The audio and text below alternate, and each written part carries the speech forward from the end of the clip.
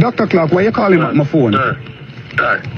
You have crossed the line, Dr. Clark, and you think I'm stupid. Okay, I will put it out to the public and make the public be a judge. I'm here speaking. I put out an article, and you call me, tell me that the article is liable.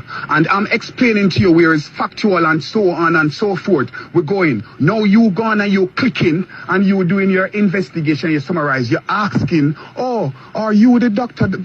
You're a pastor? You're at Universal Life Church? Can you go on video call and call? Who you think you're talking to, Dr. Nigel Clark?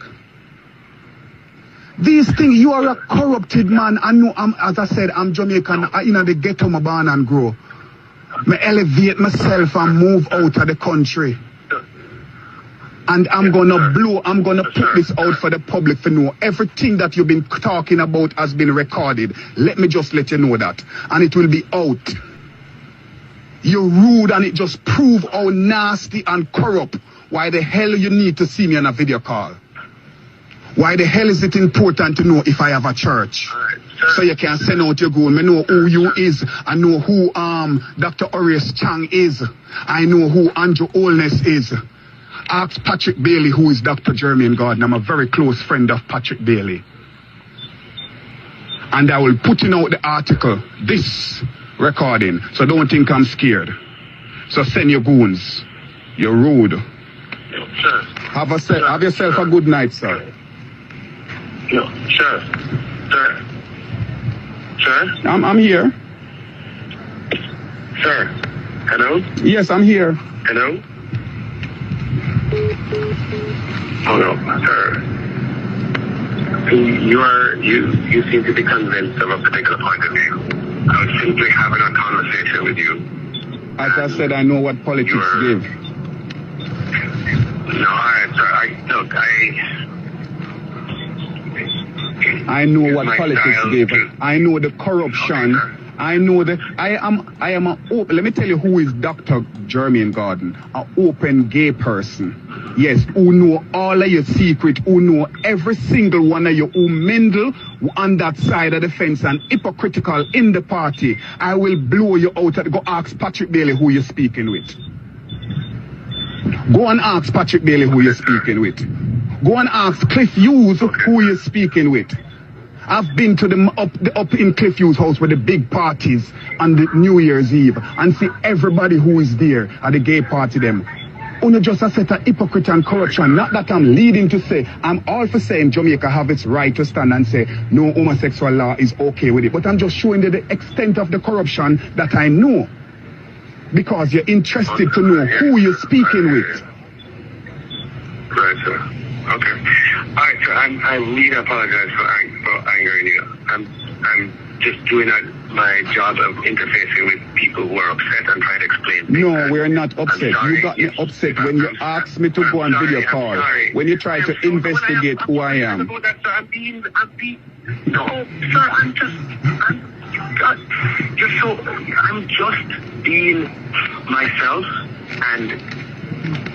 So yeah, you misunderstanding. I don't mean you any harm. I don't have the capacity to do anything like what you're fearing. I'm sorry for your experiences, sir. I mean, if I was in Jamaica, but I know you're not long enough in America. Yeah, please, sir. I understand that you've had a number of experiences that are very, very negative. You've seen things and heard things and you've probably been, I can't imagine, and I understand that you are justifiably upset and angry. I don't mean... No, we were having a conversation. We were having a conversation trying to understand your prospect of going behind. No, you indirectly threatened me. You indirectly threatened me, and everybody knew when you asked me. I did not. No. Dr. Clark. Dr. Jermaine, when you explain to me your history, I completely understand your trepidation when I asked you that question. Okay? I completely understand. But I wouldn't have known of that, sir. I'm just being... I was having a conversation with you, and I'm trying to. I'm having a conversation. Okay, I'm having a conversation with the Minister of Finance. What is the important? What is the important? Remember, hold on, Dr. Clark. Huh? Dr. Clark. Yes. I'm having a conversation with the Minister of Finance of Jamaica. Yes, and Yes, sir. you called me, and the first thing you called me about saying that I put up something that's liable.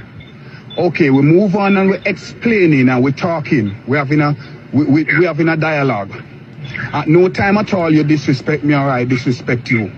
However, there was a time when you went on to ask, you start doing your investigation, indirectly investigation. Are you a doctor from No, are you the pastor? Oh no, not that.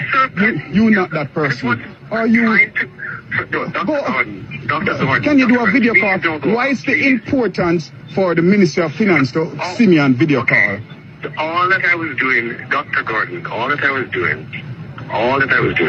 is that I'm having a difficulty making progress in the conversation. And sometimes, when you have all your conversations, it's like that. And I was just saying, all right, maybe if we spoke face to face, I could show you stuff. I could bring something up on a screen, take you through public, obviously, things that are in the public domain, and so forth. I was just taking. Yeah, but although, as you said, if it's in the public domain, the conversation to another level. If it's in the Yeah, public, but I'm just taking the conversation to another level. Don't. If it's, I am sorry that I clearly, catalyze and live wire there, and I apologize for it. Of course you're gonna apologize, because you wanted to know who I am, and I'm telling you who I am. I'm not somebody hiding. No, so I understand. Yes, Dr. Gunn, I understand. Well, when you tell me what you just told me, I totally get where you're coming from, and a deep place of distrust and cynicism. So you have seen. Have you ever wondered what is the cost of corruption to Jamaica? Teach them! Always make sure the message reach them! Jamaica continues to pay dearly for corruption, with an estimated 5% of the gross domestic product lost each year to the practice, amounting to millions of dollars. This is a serious indication of the failure of successive administrations to do more than talk about this most egregious of crimes, which saw the nation losing some US $738 million of hard-earned money in 2018 alone. The misuse of public office for private gain is blatant. So is the prevalence of corruption in most, if not all, the government institutions. It is evident that some of the persons who are employed to put an end to corruption have themselves become complicit in the crime. Corruption eats away at our economic growth, gives rise to crime, suffocates productivity, threatens border security, and significantly damages the country's international reputation. It has a disproportionate impact on the most vulnerable, reducing their access to services, including health, education, and justice, and also increases the cost of living. The allegations of cronyism, nepotism, and other governance failures sees 8 of every 10 Jamaicans believing that our public officials are chronically corrupt and that the nation's future is being choked by this cancer as it is entrenched and widespread. While there is much anecdotal evidence of the effects of this corruption, there is little hard research-driven data on the financial or broader economic cost of corruption in Jamaica. However, in the 16 years in which Transparency International has ranked the country in its annual Corruption Perception Index, Jamaica has averaged a CPI score of only 35 out of 100, where 0 means highly corrupt, and a score of 100, representing the state of being very clean. Jamaica's 2018 CPI was 44. According to Transparency International, a CPI score of under 50 signals prevalent bribery, a lack of punishment for corruption, and public institutions that do not respond to the needs of citizens. To put this into context, only 3 senior public officials have been jailed for corruption in Jamaica since the island became independent nearly 57 years ago. This is a striking phenomenon. Despite promises that have been made by successive administrations to strengthen the country's anti-corruption institutional framework, Jamaicans are yet to see anything of substance that will effectively address the pervasive and endemic corruption that has long afflicted the island. The much heralded and long-awaited Jamaica Integrity Commission Bill that was passed in the House of Representatives on January 31st, 2017, has not done much to advance Jamaica's anti-corruption fight. The costs of corruption are far-reaching, and for developing countries like Jamaica, the magnitude of the potential for the adverse socio-economic consequences that corruption portends is substantial. Jamaica has run out of excuses for failing to end corruption, while it continues to erode the quality of life of citizens by diverting public funds away from critical social necessities such as healthcare, education, water, roads, and electricity. Corruption also lends to human rights violations, steals political elections, distorts financial markets, reduces investor confidence, stunts business activity, wipes out jobs, fuels migration, increases the price of goods and services, undermines and destroys confidence in public institutions. Hello everyone. Now, we know corruption is the biggest monster in many black nations, not only black nations. Corruption happens in the US and many other European countries, just like in Africa and in the Caribbean. Now, talking about corruption, corruption has always not been addressed in the best way. Now, talking about this monster, I'm gonna discuss about this same thing with the Jamaican people, or the Jamaican government rather. And we have seen these things happening time to time. People talking about corruption, big fish being included in corruption deals, corruption scandals, and none of them has ever ended in jail. What is this that is not happening? I'm not going to discuss about the phone call because we know everything that goes around will come around, but in black countries, that is not it. It goes around. When it comes around, it is turned to go around too. So, talking about corruption, we've seen how many people have looted public resources, have used public resources for personal gains, but they are not being jailed. But those small fish, you, the lesser person, if you try to steal something that is equal to $5, you'll end up in jail, end up 10 years in jail. But there are people who are stealing millions of dollars, but they are free. They are being worshipped by people. Now, let me say this today. In black nations, we have been so much brainwashed in that we worship the most corrupt people. And corruption has become part of our life. We live lives that are not honest at all. We've seen those people looting our public resources, but what do? We come on social media, defend them, say, this is our person, this is my family member, he cannot do this, you are targeting him because of this or that, because of hatred or because of politics. When we stop saying these things, our countries will be better. We've been saying the same things and we've been making corruption. In fact, in Africa, the Caribbean, we've made corruption so much like it is something that should be worshipped, like something that should be respected. These corrupt dudes, the corrupt individuals, should never see power. They should never clinch power. Let these people rot in jail. Where is the EACC? Now, where are these commissions that are formed to fight corruption? Where are these institutions? You know what? These people steal our money. They steal our taxes. They go and bribe these institutions. Why should we have institutions that are being bribed? If there was an institution that was set aside, maybe to address corruption, why is it not addressing corruption? Now, in my country, for example, the institution that was set aside to address corruption, it is the most corrupt.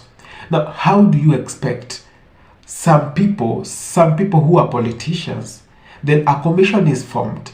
These corrupt politicians are taken there to be the heads of that institution. Is that gonna work? It won't.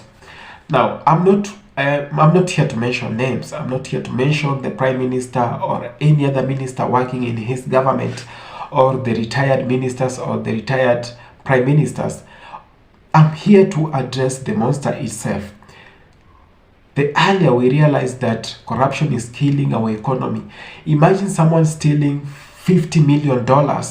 Now, do you know how much that is? That could have started a hospital, a fully functional hospital. That could have built 3 major roads. That could have done something big. But you know what?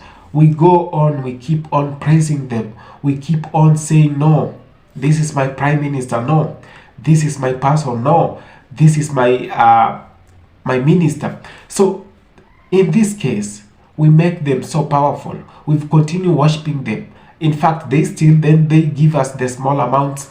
Then we continue being brainwashed. When is this going to stop?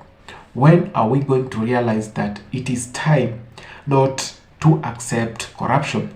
Now, corruption kills. Corruption destroys lives. Imagine in a case where you can't get a job because of corruption. Now, people are dying with cancer, people are dying with diabetes, people are dying with arthritis, people are dying with these diseases just because someone stole the money that was to finance the drugs, the money that was to pay the doctors who are going to treat these people. Now, the doctors are on strike. People are dying. Because of corruption, you go side with the same people who have been corrupt. One thing you should know, you should never ever side with a corrupt individual. Corruption is death. Corruption has messed a lot of lives. Corruption has made so many countries to turn into beggars. Now, I'll tell you, for example, in Africa, around 20 countries have gold in them. So much. And you know the worth of gold? No, you can't imagine. Because all we imagine is my prime minister will build me a school. He is not building you a school. He's not building you a hospital. That is your money. The mineral resources in your country are being misused. These people are elected while they are poor or when they are on average. But when they leave, they are billionaires. Where do they get all these billions? That's your money. That's your kids' future. Now, they go around, then they come after 3, 4 years, 5 years, they want to be re-elected, then they give us some tokens, then we go ahead and elect them. Then the cycle continues. It is like a missionary game, whereby it is today, the same character plays tomorrow, the same character repeats other episodes tomorrow, and we still praises them, we still get them back to power. It should not be that way. Thank you so much. Have a good time.